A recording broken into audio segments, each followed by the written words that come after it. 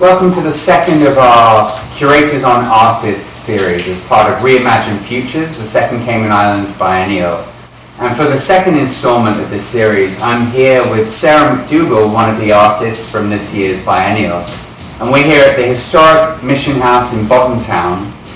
And we're going to be talking about Sarah's piece that's been installed here for the past 2 months as part of the biennial. This is Not My Cup of Tea.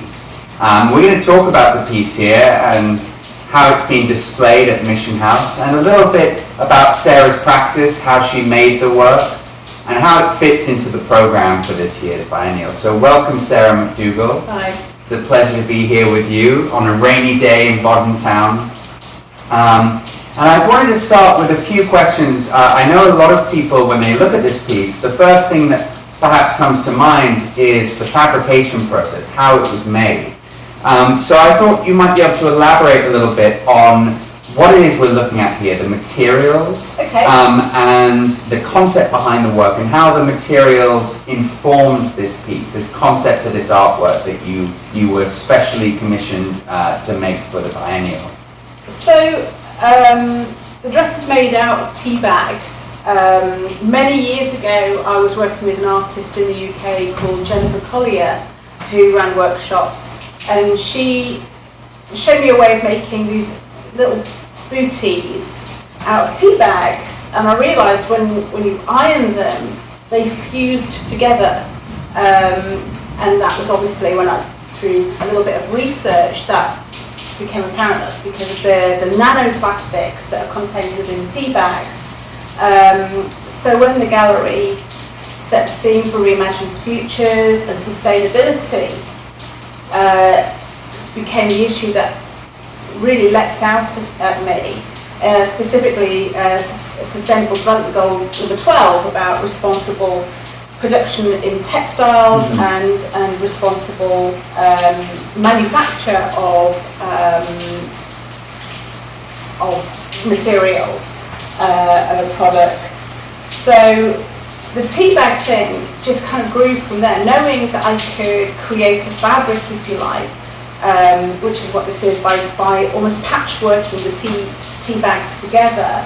It was then all kind of put inside them, and I didn't want it to be all postage stamps, although this panel is all postage stamps. You've also got pressed flowers and leaves and postage stamps, and then there's, in some of them you can see little tiny bits of musical manuscript, which are from sea shanties, which of course, allude back to, the maritime history of the Cayman Islands, and that sort of that folk singing. Although I imagine an awful lot of that wouldn't have been written down manuscript, it kind of alludes to that really. So the historical theme goes back within that. It's clear that it's reflecting the 17th century, 1830s through to 1850s, which was a time of growth for the Cayman Islands.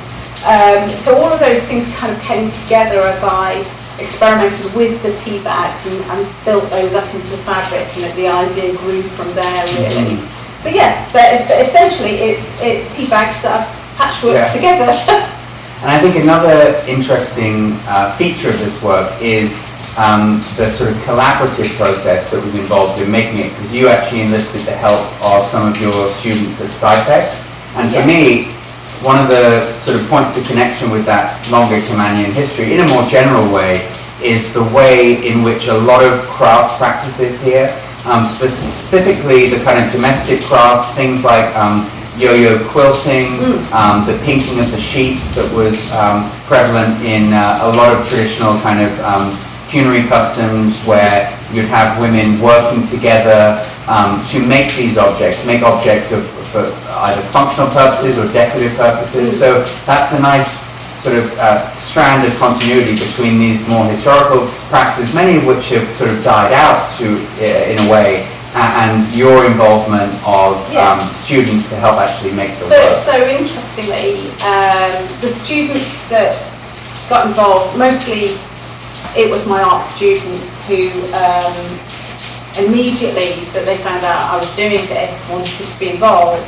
And because there were so many processes, so, first of all, I did buy tea bags so that they were all the same shape. That was a big challenge. Initially, I was trying to use used tea bags, but very quickly realised they were all slightly different sizes and shapes and textures as well. So it felt ridiculous that I was buying tea bags to talk about sustainability, but actually one of my students' mums was more than happy to take all the tea leaves that we were using, so nothing went to waste. And she sort of distributed them locally and used them herself because she drinks that branded tea, which is fantastic.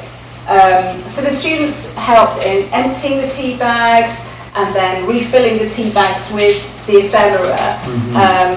And I think a few of them did a bit of the ironing and so on for me. But it became very therapeutic. Like the kids would just sit around. Obviously this year's been quite traumatic, post-COVID. And there's been a lot of challenges for them as young people.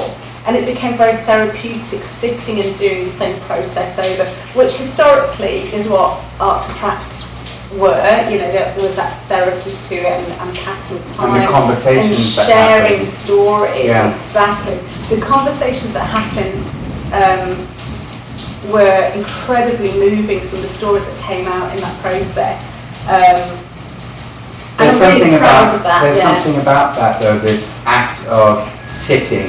And it's not quite a passive activity, but doing something in the company of others, where your cell phones are put down. You've got this sort of common objective or a common piece of work that you're all working on. It almost it brings out or brings back memories of the olden days where people would be sat around with a kerosene lamp and we made our own fun, we made our own... That was some of the stories that came out, as them talking about their families post-hurricane, sitting and chatting, and some of the stories that have come out through that, and how their families had coped.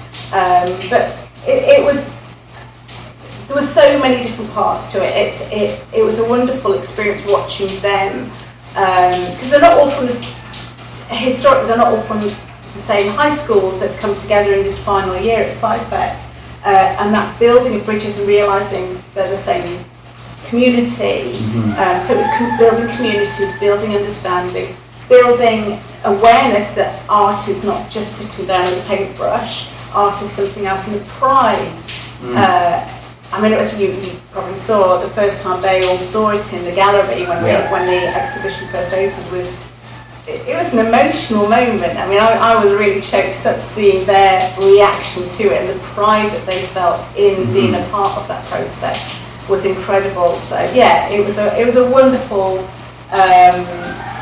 community piece of art that grew and benefited from that community involvement. And of course, we're sat here in this historical property, and the title of this year's biennial is Reimagined Futures. So there is this emphasis in a lot of the work on a kind of forward-thinking perspective on some of the major global issues that we're facing today.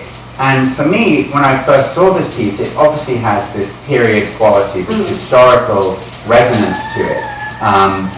But in a way, it weaves very neatly the contemporary and the historical because of what you were saying about the reference to microplastics and these very serious contemporary issues we're dealing with in terms of the environment. But also the history that goes into this dress. I think it's referencing Caymanian cultural traditions, as you said, with the stamps, the musical manuscripts and so forth. But also a broader history of trade, of colonialism, of the tea trade, and East India and Britain's involvement in East India. So it has this sort of transcultural relevance or association, I would say, for people with roots in the UK and also the Caribbean in general. So was that something you were thinking of? Not explicitly, but being half Caribbean myself, my mum was from Barbados, my dad is from Yorkshire, but the students I was teaching are equally, some of them are from Honduras, or their parents or their grandparents are from, all over the Caribbean.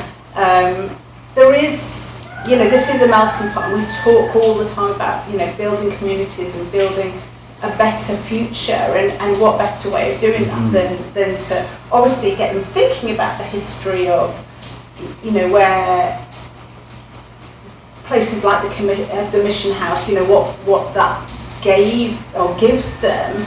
And in fact, actually, Mr. Stewart from the Mission House National Trust came in and spoke to my students, and we talked about national heroes and and all the conversations that have come into that, and getting them to understand that those national heroes aren't just a thing of the past; they're a part of their future, and they need to remember, who they are because of that past. So yeah, definitely, it's all of those things. It's all tied up together. And I think. I thought, for another question that we might ask as we're here in Mission House is, I suppose, the context of your work, how it's seen and how our appreciation of it, or how our response to the work changes depending on this idea of cultural context or the circumstance in which we view the work. So when we're in a historic property, in a way I think it draws out a lot of these associations, much more profoundly. But equally, when we've had this work installed at the National Gallery, which of course is a modern art museum, white walls and so on, how we read or how we interpret this work, do you feel that changes when we see it in that fine art context, and we're looking at it through the lens of maybe a contemporary art exhibition? I think the first line of my proposal for this was, to do with the plastics, to do with this period in history that I've used for this dress, being a time before plastic, being a time where repurposing was essential. It was a way of life. It didn't have a name. It wasn't called repurposing. It was called living.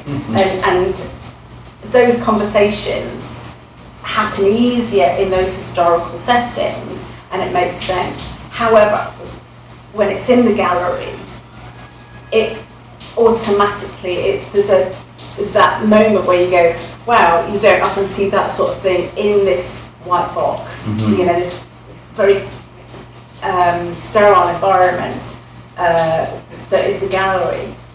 But it makes you think of that, and I think you go into galleries expecting to ask questions, expecting to be challenged a little bit. So the challenge in this isn't, what am I looking at? The challenge in this is, what is it telling me? Where is this taking me? And of course, that time of, as I said in my proposal, thinking about repurposing, thinking about, how do we develop a sustainable future? What are we going to do? What's my role in this? And my role as an educator and as a citizen is to make people aware of, single-use plastics, and all of those questions are raised through this piece of work, I believe. And I think it's achieved that aim, bringing or shedding light on these important issues, but also in terms of your background in theatre and in costume making, there's a theatricality to a work like that. These costumes are sort of vivid portrayals of another moment in time, but also the people who wore them, and so we're automatically put into this sort of space of imagination, imagining the bodies that would have worn these costumes, the lives they would have lived. And I think this is a work that really encapsulates that connection between the present and the past. Yeah, one of the most commonly asked questions for this piece is, can it be worn? Well, no, because it's art, it's not a costume. Obviously, if I was to make it to be worn as a costume, it would need very different production techniques. But yeah, I think, this is part of my history of who I am, and it's something that I've always had a fascination in. So it's, I've really enjoyed the process. I'm delighted that it's, it's getting this time in the Mission House and the gallery. And I'm so happy that it's here in the Cayman Islands, because I'm so proud of my association with all of those aspects of who I am and who I've become as a person. Well, thank you very much, Sarah. And just a reminder for those watching, Sarah McDougall's Not My Cup of Tea will be on view again at the National Gallery's main space on Esterley Tibbets Highway for the remainder of the exhibition. So the biennial is running until 27th of August, and we'd invite everyone to come down, and if you haven't had a chance, come and see Sarah's work in person at the National Gallery until 27th of August 2021. Thanks very much, Sarah. Thank you so much.